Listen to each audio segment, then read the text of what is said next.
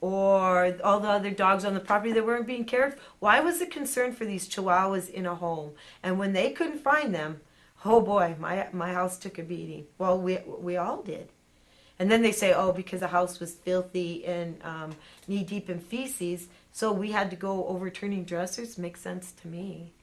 Did they think the dogs were in the dressers or something? So they pushed the dressers over? Well, and if she said it stunk so bad, why didn't she leave? Why didn't she say it's so disgusting in there, I can't go in? Why would you keep a dog in a dresser? Well, yeah.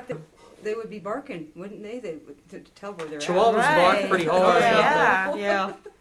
So nothing they say, I cannot give this any clarity. I cannot give it any plausible, rational explanation for their behaviors. There's none.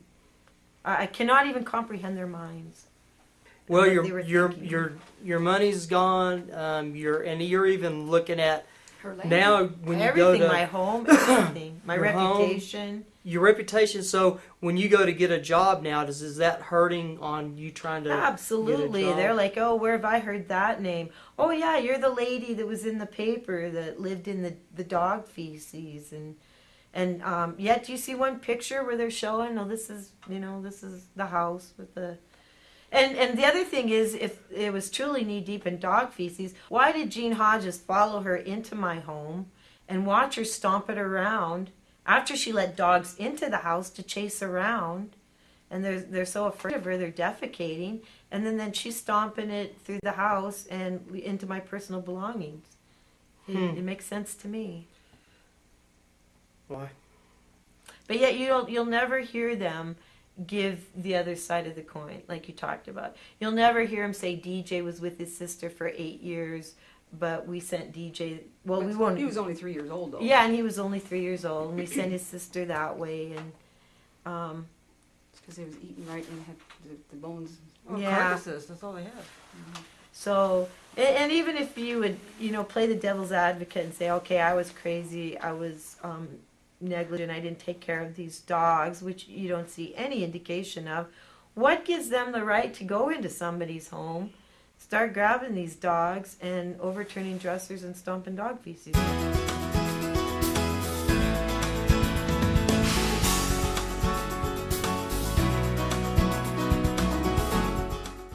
My name is Gene Hodges. I have been involved in dog training. I've had classes for over 55 years. Well, the county actually hired me. Mm-hmm. The county attorney hired me to come out and evaluate the dogs because they wanted to get an honest evaluation of them as to being for being adopted, you see, and their physical condition and all of that, you see. Mm-hmm. Well, I'm sure that when they found out that what I had to say was I was really surprised that the dogs were in such good condition, beautiful condition. Now, did you find any dehydrated dogs over at Pam's? No. So all the dogs looked like they'd been getting fed and watered? When we started the evaluation, I went out to talk to Pam, and then the other person that was doing evaluating went up and started in with some other dogs. Now, I was somewhat critical of how she evaluated. Susan Overfeld, yeah.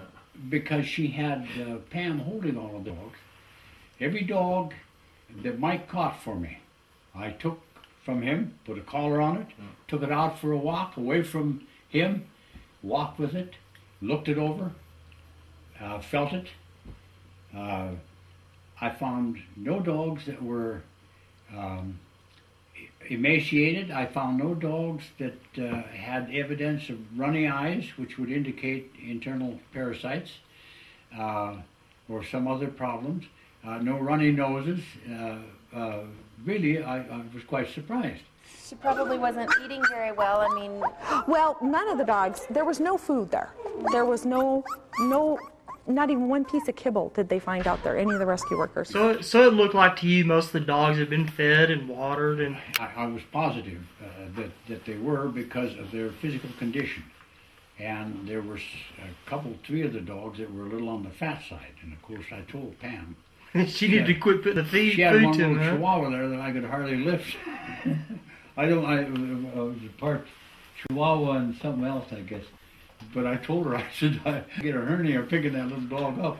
What amazes me is somehow some kind of rumors or something got around that get started that the dogs didn't even have any food and no water or anything. But their physical How condition. long did they go like that? They'd be dead. exactly. Their physical condition did not indicate that they were starved, emaciated, denied any food. Like I said, I found 2 or 3 dogs that were a little bit on the heavy side. I never observed a situation that would have required any emergency action as far as taking the animals out of there.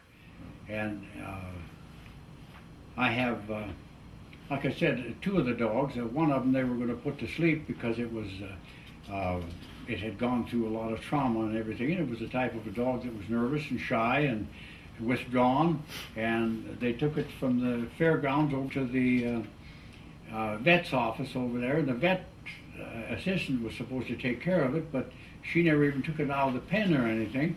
Well, then came up an issue that they were going to put the dog to sleep. And I called them and told them I wanted the dog. Yeah. So I adopted that dog, and now they gave me a lot of trouble over that because they took the dog over and had it. I wouldn't pay for having a chip put in the dog, microchip. But they did. They took it over and had it microchipped. And before I got it, you see. Did you look at any of the other animals out there besides the dogs while you were there? Well, I think I saw the pigs, which there was nothing wrong with the pigs. What else did we see, Dory? You saw the rabbit, for sure. Yeah, and the rabbit, there was a rabbit there. He was in good shape. We brought the cat home. What? I said we brought the cat home. He's out here in our back. Oh, what, that little kitten? No, he was a little kid. Did you see him when he came in? No, I We didn't. didn't see. We named him Wexford. But at any rate, no, I didn't see any other animals. That I think there were horses out there, but they had food and stuff. So the horses did have some food out there. They weren't. There was hay. Yeah, there was hay out there. There was hay. They weren't dehydrated. Probably a little bit of water. They weren't laying around dead or anything. Yeah. See, it was. When I went out there, I went out there. And the film they had shown me was one that you would expect to go out and see a bunch of emaciated dogs, dogs with injuries and things of this sort. I didn't see any of that at all. So were you surprised when you got out there that you didn't see that? I was surprised, and I even called the lady, the officer who was with me, and she was writing down the things that I was saying. And there was another officer that was helping. He was opening up some of the cages and stuff.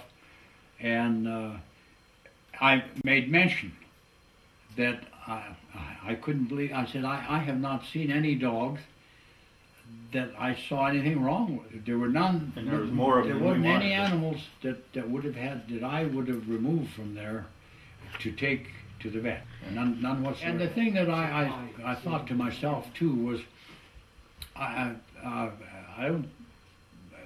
Pam was not out looking for animals. People were dropping them off there. And my thought, personally, was why are they more critical about someone who helps the animal than they are the individual who dumped the animal off?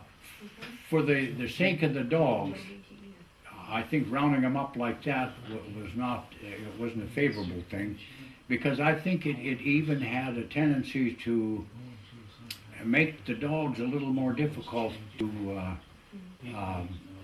to adopt because of the traumatic experience